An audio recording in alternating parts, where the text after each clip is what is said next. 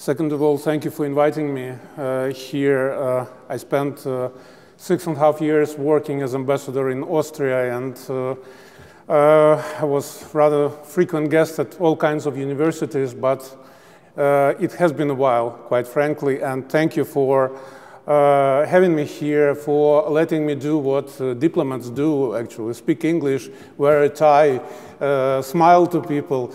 It's a big change from what we do every day in the last 2 years in Ukraine. Thank you for the possibility to spend a couple of days without, these air raid sirens in my ears and without the bomb shelters. Thank you that Ukraine's words mean so much to you. I think Ukraine today is one of the lines between good and evil. And people, nations of the world, choose to which side of this line they belong. I don't think it's a political choice. I think it's a moral one. It's not about geopolitics, but about human capacity to feel the pain and injustice caused to other people. And it's unbelievably heartwarming and inspiring for us Ukrainians to see, for instance, the reaction of the Czech Republic, how this nation reacted to what happened to us. I keep in mind that long time ago, in 1968, there was one Ukrainian, Vasyl Makuch, who burned himself on the central street of Kiev out of protest against what was happening to you, to your country, to your nation. And mostly the rest of the world and the rest of Ukrainians were silent. They just kept and made their peace with this incredible injustice that was done to you. Now, the whole world, at least the whole West, wasn't silent, didn't choose to be, to look the other way when Ukraine got attacked. And this is incredible for us Ukrainians to feel. The title of our discussion is Fragile Democracy. Professor Hanush, very good title. Democracy is indeed very fragile. Life is fragile.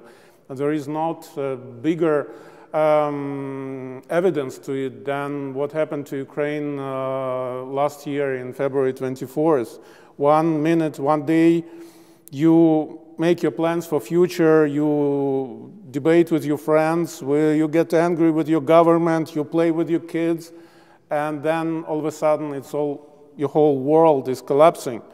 A formidable, evil enemy rolls in on your land with one basically purpose: to destroy your reality.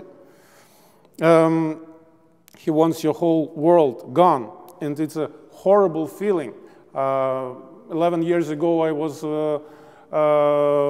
diagnosed with cancer. The feeling is very, very similar.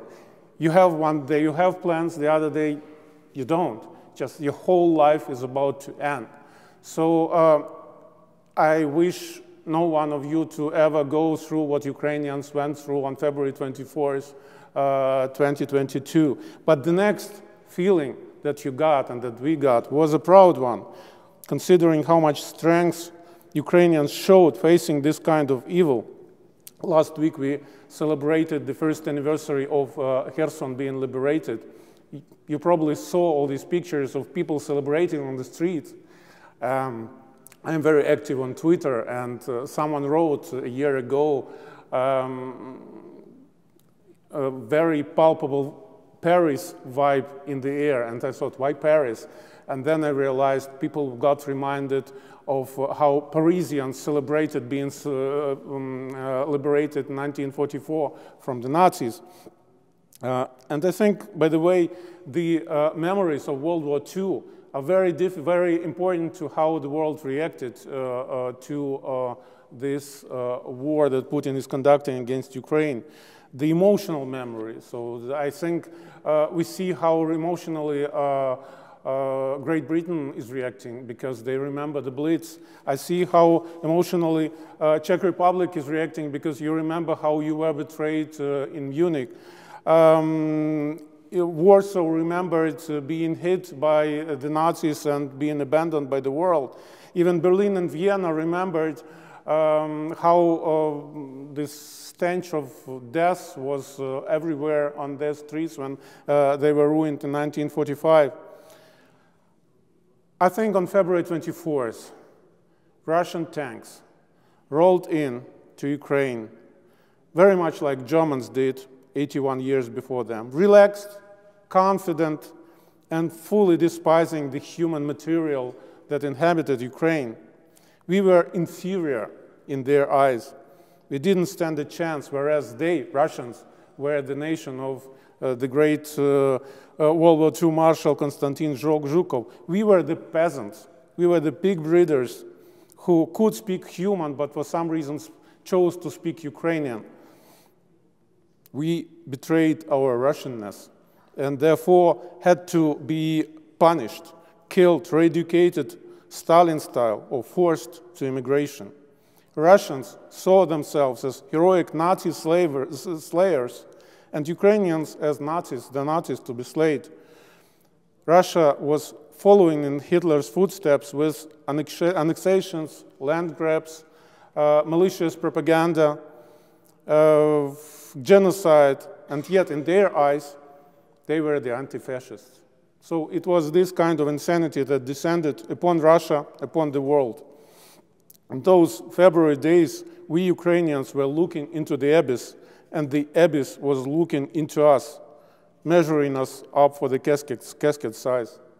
I'll never forget the evening of February 23rd, a friend of mine calling me and saying, they will attack tomorrow. And all I could utter was, what, again? It's getting ridiculous. They were supposed to attack us on February 16th, then on February 20th, then on February 22nd. But he said, no, February 24th, it's sure, it's 100% now. And his voice was very, very menacing because he was a Ukrainian politician. There was this killer list that was circulating on Telegram channels of Ukrainians to be get rid of after the occupation, and my friend was on this killer list. I remember before going to bed on that evening, I remember giving another interview. Everybody who could speak English were giving interviews in those days in Ukraine. I was giving an interview, I don't know whether it was CNN or BBC, and I made 3 points. First, this war is unwinnable for Putin. You can win against government, you can win against army, but you cannot win against the nation who is 100% opposed to you. So I hope, I said, he won't be this insane. Second of all, if he is this insane, Ukraine will fight tooth and nail. And the third point was, I thought it would be the most unpopular war in Russia's history, because it would be the war between people with the same first and last names, with friends on the other side, with relatives on the other side. There is no way Russians would support this kind of war. And boy, was I wrong about that. Like many of us were wrong about estimating the very possibility of this insanity coming from the biggest nation, or largest nation of Earth. I remember the journalist looking very sadly at me, as if he was measuring me up for casket size. Nobody thought that we would survive. We knew what they intended to do with Ukraine because they wrote an article titled "What to Do with Ukraine." The author was one of the leading Putin's thinkers, Timofey Sergeytsev. The publisher was one of the leading Putin's outlets, RIA Novosti. And what we saw in Bucha, Irpin, Hostomel, Makariv, Motyzhin, Mogdanivka, Borodyanka, Mariupol, many other towns and villages in during the Putin's occupation was fully in line with what Sergeytsev wrote. So, full-blown genocide, slaughter, collective punishment of Ukrainian nation via a new kind of a new gulag. I knew Sergeytsev personally. All these people who are the ideologists of this war, they were visiting Ukraine from time to time. He worked in 2009, 2010 in Ukraine, and we worked on one project. So I knew that when this guy writes in his article titled "What to Do with Ukraine," writes about genocide, first of all, I knew that it wasn't a metaphor. Second of all, I knew this guy was definitely FSB. And third of all, it was the biggest Stalin fan I'd ever seen. And this is what they all are now. They year after year, they vote for Stalin as the greatest man who ever lived.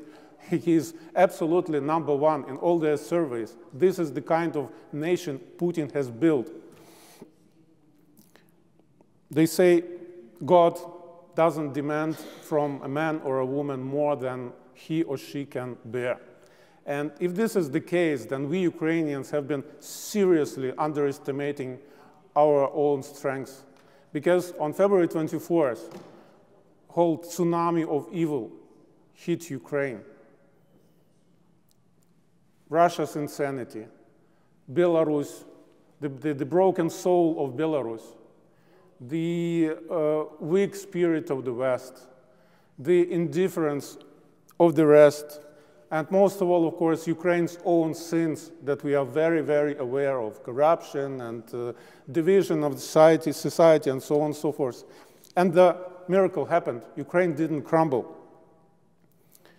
I think Putin was getting ready for this war his whole life. During his childhood, in Leningrad, post-war Leningrad, when there was only one truth on the streets of that city, the truth of violence. He was getting ready for that in the KGB school, where they taught that anybody can be either fooled or scared or bought into intimidation. He was getting ready for this war during his time in DDR, where he, for the first time, had this feeling of, buying, fooling, or intimidating a German into submission. And of course, during the final stage of his presidency, when the whole world traveled to him like some kind of a modern antichrist and bent their knees and kissed his ring, because everybody, including the West, including the EU, including China, of course, including the United States, everybody wanted something from Russia. Russia was an ideal geopolitical situation where they could be the kingmaker of the world. Everybody wanted something from Putin. And maybe for this particular reason, they were ready to close eyes at some of Putin's eccentricities when he annexed Ukrainian Crimea, when he slaughtered half of Syria, when he started this adventure in Donbass. Nevertheless, this didn't bring to Putin what he richly deserved, becoming a pariah. On the contrary, the more aggressive he behaved, the more he was embraced by the West, by the world. And this made him behave even crazier. I had a long diplomatic career. I entered the service in 1995 in March. And I will never forget a conversation I had with a top Russian diplomat in September or October 2013. He invited me to a restaurant, 2013, and he says, "You know what, Alexander? Big things will happen after the Sochi Olympics. All the damn liberals in Russia will be kicked out."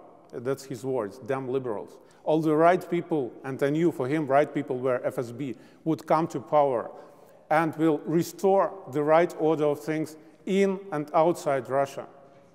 And he was threatening me.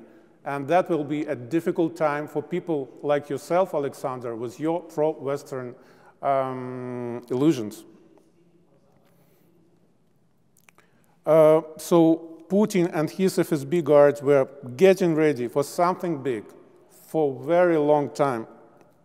But only in 2022 it became clear how big it was. It was a full-blown resuscitation of the Soviet Union, or to be more precise, creation of USSR 2.0. Smaller in size, but more adaptable, aggressive, sustainable. Something that wouldn't be thinkable without Ukraine, but with Ukraine, it would be a done deal. Plus, he was planning to end the rule-based world. Plus, he was planning to end what we call Pax Americana. Putin's whole legacy was bet on this war and what would happen after that. Ukraine's return to Russia was supposed to be the final act of Putin's rule, his gift to the next generations, a triumphal beginning of a new empire to survive Putin for centuries. It was Putin's second attempt to reconquer Ukraine. The first two ended in equivocal disasters. First one was 2004, the Orange Revolution, when he tried to lead Ukraine astray via all kinds of political technologies to convince people, to somehow seduce people, to fool people, and it didn't happen.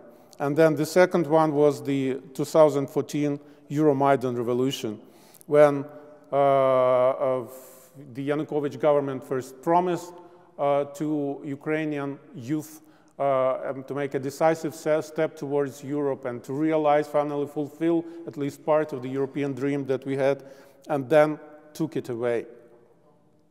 So this dream turned out to be so dear for Ukrainians that they took to the streets, they were beaten up, like your Czech students got beaten up in the beginning of the Velvet Revolution, and on the next day, instead of dozens or hundreds of people, thousands and thousands of people were on the street and the new revolution started.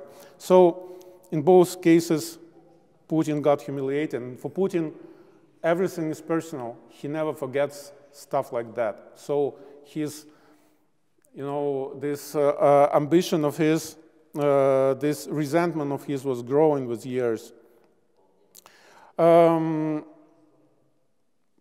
Trying to reconquer Ukraine, Putin actually tried everything he learned in the KGB school. The priciest spin doctors, PR people, the richest oligarchs, the slimiest politicians gave their best to bring Ukraine back to Russia's shadow, to no avail.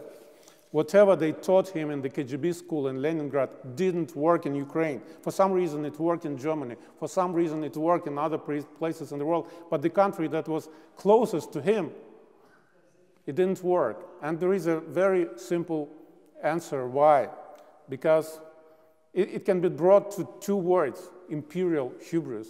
With the West, he was trying to understand the West. And sometimes he managed. Putin is not a person, he's an organization. So the organization sometimes managed to understand the West. With Ukrainians, they are deeply convinced that we are just like them, only stupider.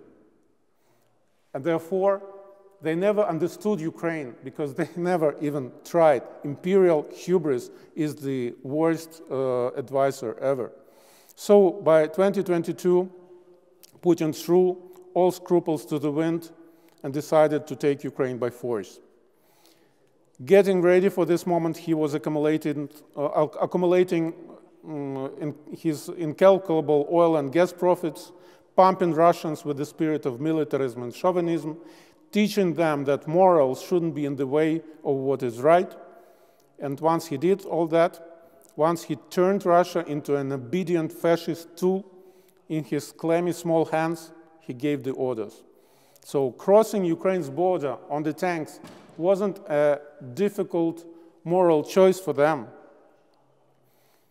For years, Russian propaganda was picturing Ukrainians as some kind of a laughable, deeply provincial neighbor whose life choices were wrong, who for some reason believed in chimeras like freedom and democracy,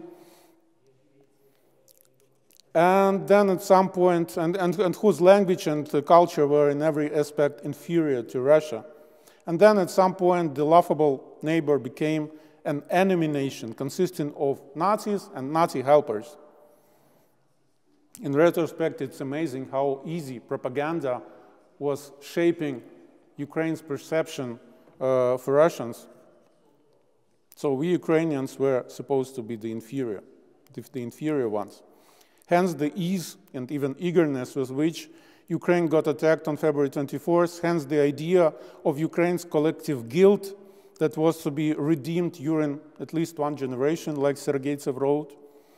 Hence also the blunt, barbaric fury of the invaders when they saw the real Ukraine and not Ukraine that was presented to them by propaganda. Neither the ridiculous peasants, nor the Nazis, nor crowds of eager collaborators, nor civilians with flowers and tears of joy came their way. What they saw was free people who had dignity, courage, and in many cases a better life than they had in Russia. The Russian world turned out to be small and shallow, like a soul of a looter. And Ukrainian European dream made people do amazing things. He made, like our Nobel laureate says, ordinary people doing extraordinary things. This is what happened in Ukraine in 2022. It wasn't a coincidence that Russian war crimes started in Bucha, a wealthy Kiev suburb, so different from the depressive parts of Russia, from where most of Russian soldiers came. Bucha is a small suburban town near Kiev where people made no secret of hate towards the occupiers, and where one of the first big military columns was absolutely destroyed, burned to the ground, with the help of civilians. The civilians went to unbelievable lengths to stop and to hurt the occupiers. There is this story, which is not an urban legend, about a Ukrainian from Kiev Oblast, a very wealthy guy, who found out that Russian occupiers were living in his home. So he gave the coordinates of this home to Ukrainian artillery so that his home would be destroyed by the artillery so that the occupiers would be kicked out of his country. The name of the guy is Andrei Stavnitzer. He's one of the owners of Odessa Port. This is all real. And this is the stories that are plentiful in Ukraine from that time. Almost all male inhabitants of Bucha between 18 and 60 who stayed back were murdered by the Russian army between March 3rd and March 10th. It was a classic SS Einsatz operation against civilians, with the difference that SS started these punishment actions against Soviets on month 3 of the invasion in 1941. Russians started their punishment actions against our civilians on week 2 of the invasion, in March. Irpin, another Kiev suburb very close to Bucha. The city looked before the war like a bookshelf with Russian writers and composers. The streets were named after Pushkin, Lermontov, Dostoevsky, Chekhov, Yesenin, Glinka. People loved Russian culture in this town. It was butchered. It was one of the worst crimes that happened there. Happened in a building on the crossroads between Lermontovskaya Street and Pushkina Street and Lermontova Street. So if you saw yesterday how people in Kiev dismantle a Pushkin monument, it's not Ukraine canceling Russian culture. It's Russia who canceled itself in Ukraine by doing these incredible, unbelievable things. People just want to get rid of everything that reminds us of Russia. Rape, mass killings, looting, and rape again. After Russian troops had to leave Kiev vicinity, one of the rapists, barely 20 from the looks of it, went online and was asked by Ukrainians why they raped all those local women. And the answer was more telling and terrifying than can sound at first glance. He said 3 words: They were weak. So a man speaking about women and saying they were weak, that was enough for him to rape those women. These three words opened the door to Russia's soul, a chauvinist imperial reality, where there is no bigger sin than being weak, and no higher, more self-indulgent authority than being strong. The world belongs to those who conquer it, to the strong ones, and they are allowed to rape it. That's the same idea that Adolf Hitler sold to Germans in the 1930s when he absolved them of the chimera called conscience. Every dictator is a salesman. He sells happiness to people. The happiness of rape, the happiness of domination, the happiness of blind faith in one thing, even if this one thing is a lie. In Crimea, Putin sold to Russians the happiness of theft and Ukraine's humiliation. In Syria, he sold to Russians the happiness of showing to the world by killing thousands of defenseless people. One of the biggest joys that he sold to Russia was the fear of being, the joy of being feared. As they say in Russia, боишься, значит уважаешь. You fear me, so you respect me. If you ask an average Russian, what was so great about Soviet Union? Why are you clinging to this past? Sooner or later, and probably sooner, you will hear these words. Все нас боялись. Everybody was afraid of us. Being feared in the world was a good thing, and they missed it. One of the reasons why Ukraine is hated so much by Russian general population is exactly this.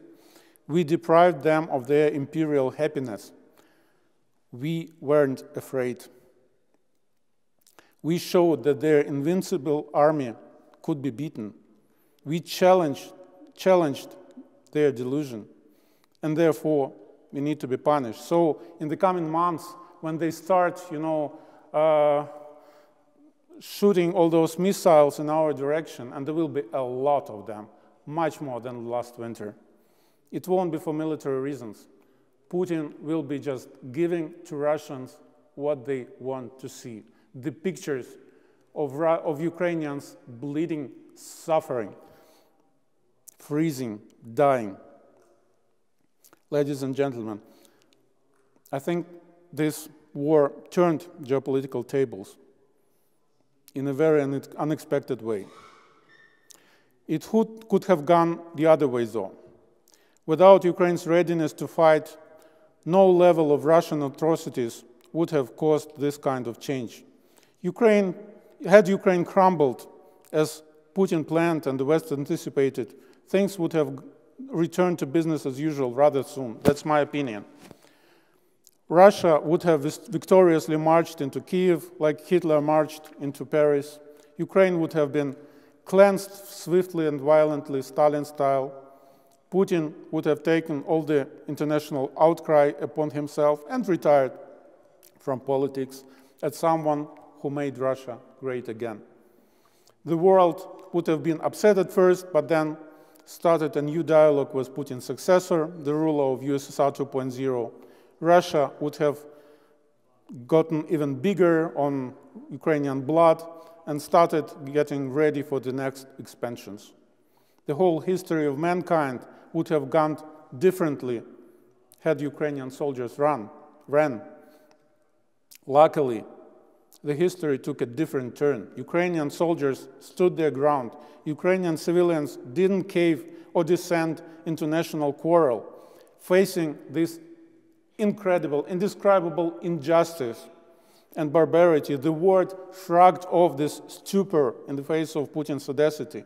Decent people of the world sided firmly with Ukraine. Others chose to be confused, fooled, or indifferent.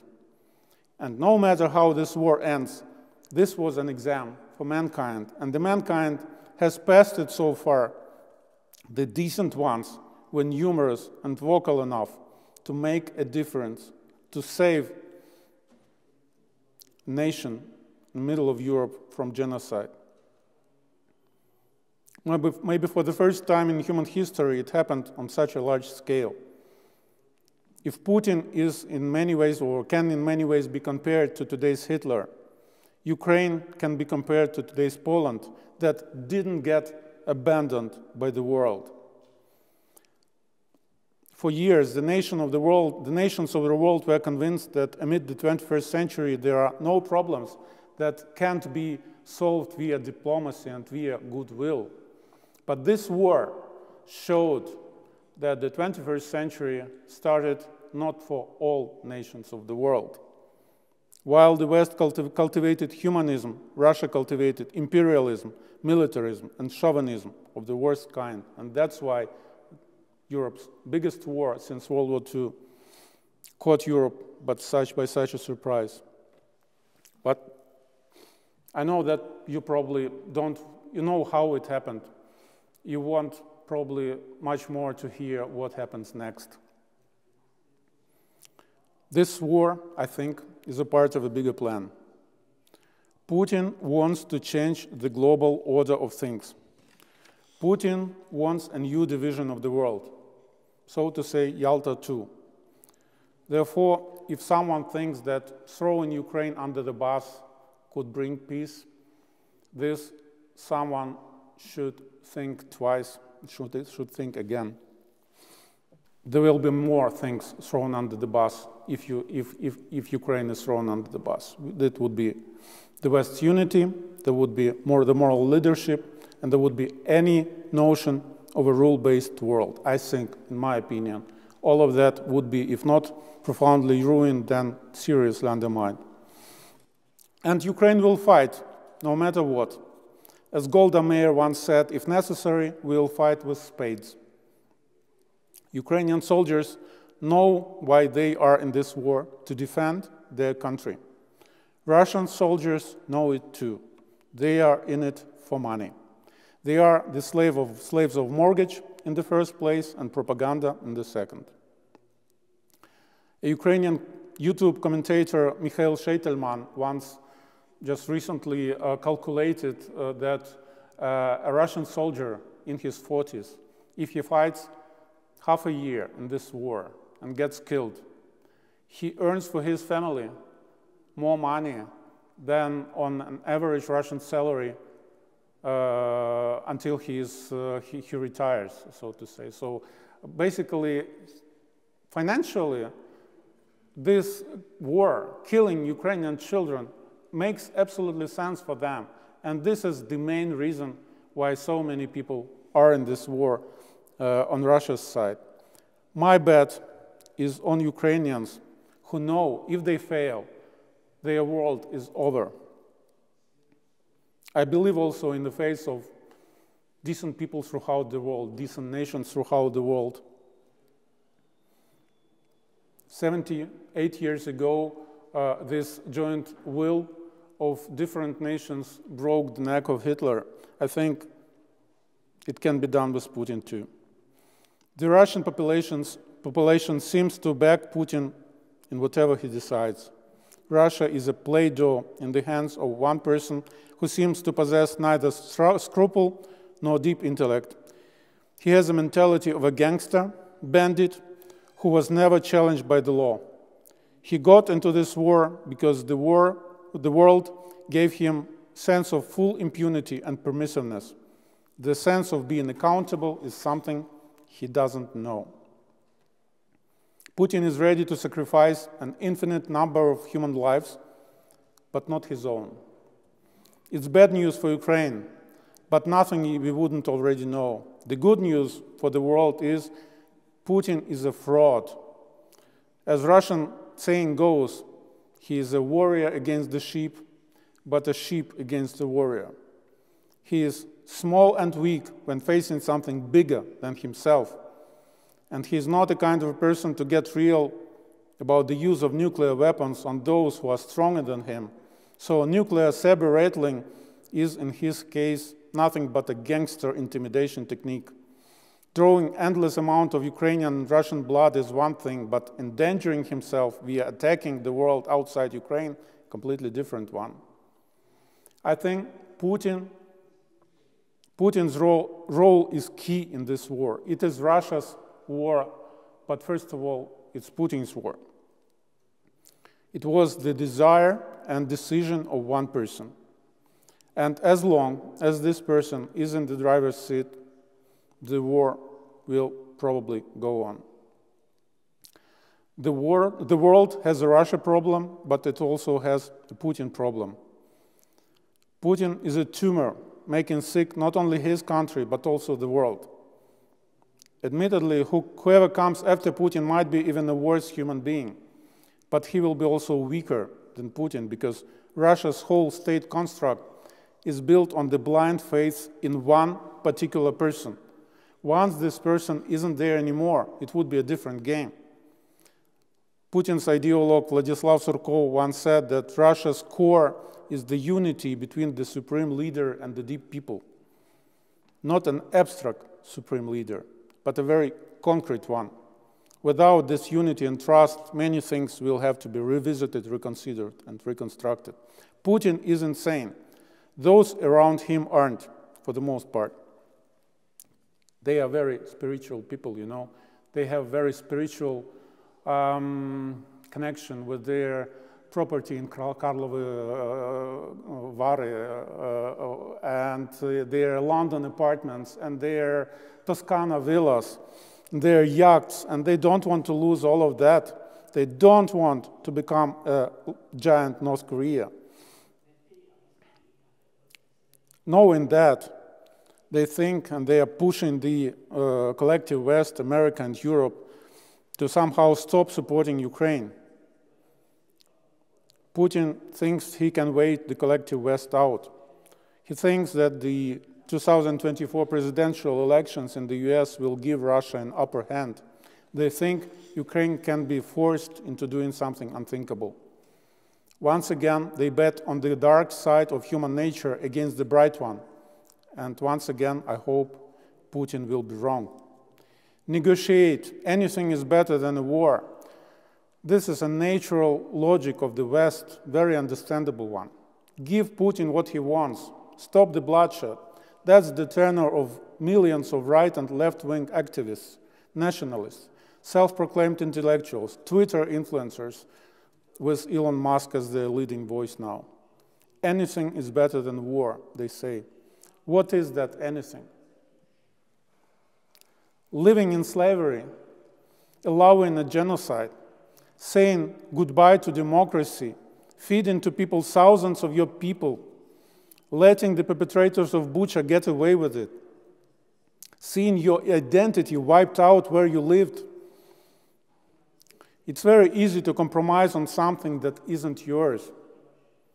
It's hypocritical to be a humanist at someone else's expense. Reason, decency, and courage versus stupidity, greed, and cowardliness. That's the dilemma of the West when it comes to Ukraine. Appealing to the West's reason, decency, and courage, Ukraine will have to make clear a number of points, and I'm coming to an end here. First, we should make clear that the West, what the West is doing in Ukraine isn't financing a war. It's a global rescue operation. The world is preventing a genocide in the middle of Europe. We saw what Russians do with Ukraine once they control it. Ethnic cleansings, torture chambers, collective punishment, cultural annihilation. Pulling a plug on Ukraine would lead to a genocide unfolding for the world to see in a real-time mode with catastrophic consequences for mankind. I was asked, why catastrophic? Why is genocide in Ukraine worse than in Syria or Rwanda or Yemen? I think in Ukraine, unlike in those other terrible cases, the world for a change showed its best human side and refused to be just a spectator of horrible things. In Ukraine, the world gave people hope. And these people gave the world hope in return. Reversing it would be a betrayal of biblical scale. With Putin allowed to win, the global stability would crumble, and that would be a second very important point that we have to make for America, for Europe, explaining that the help for Ukraine shouldn't be waning. With Putin allowed to win, the global stability would crumble furthermore. The events in Israel are just a precursor of what can happen on a much larger scale in the coming years. Russia's plans are grand. Iran's appetite is insatiable. Smaller dictators in Africa and Asia have their plans too. With nothing to stop them, the world would be a mess. Ukraine's win, on the other side, based on President Zelensky's peace formula, would mean a historic win for democracy, a turn for the better, for the cause of freedom. The rule-based world would be saved. The oppressors sent a warning. The oppressed would have a sign of hope. America would have another Reagan moment, comparable to the fall of the Berlin Wall. Europe would find itself as a global player who truly makes a difference. And if anyone thinks that stopping leaving Ukraine defenseless will somehow compel us to not fight anymore, this someone is wrong. The only result of pulling a plug on Ukraine will be carnage on the battlefield, major political turmoil in Ukraine, new waves of immigration, and possibly destabilization of the whole region. Ladies and gentlemen, thank you for listening so patiently to me. Thank you for the support your country, your continent, your part of the world gave to Ukraine. What happened in 2022 wasn't just a miracle on the Dnieper. It was a miracle in Brussels, it was a miracle in Washington, it was a miracle in Prague, it was a miracle in Brno, everywhere where people refused to look the other way, everywhere where people decided to save one of their own from the worst thing possible. One of the most heartwarming things that I've seen in my life was just a list with numbers. How much every of the partners of Ukraine donated and helped of their budget, helped Ukraine. So it started with 0.1 or 2%, and it went up to 1.5% of the state budget in the case of Estonia. It was just because of this, my town doesn't look like Aleppo. Because of this, I'm alive. Many people like myself are alive.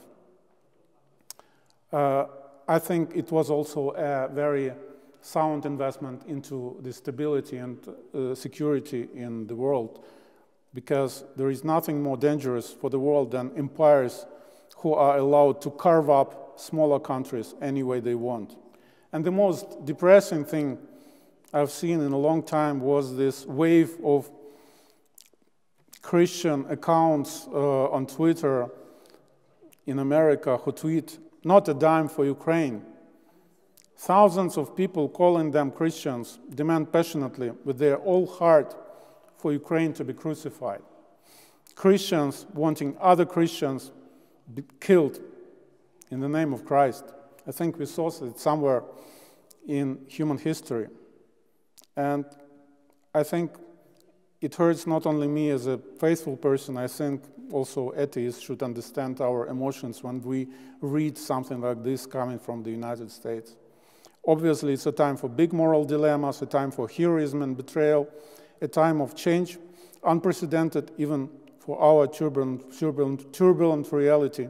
I do hope that the world chooses wisely, and it will be a change for good, not for the dark ages. So coming back to the key question, what's next? The simple answer is, I don't know. No one knows. But I'm thankful for seeing what I have seen in the last 2 years. Hope, dying and resurrecting. Mankind coming together and saving Ukraine. I'm thankful for being a part of a heroic nation that overcame its fear and stopped the enemy and became inspiration for the world. And I'm saying these things not only because I spent such a long time in America, where today is Thanksgiving and people say thank you for whatever they appreciate. First of all, I'm saying it because one of the things that we learned in these 2 years is A, never lose faith in the good of the world, and B, always be grateful for it. Thank you.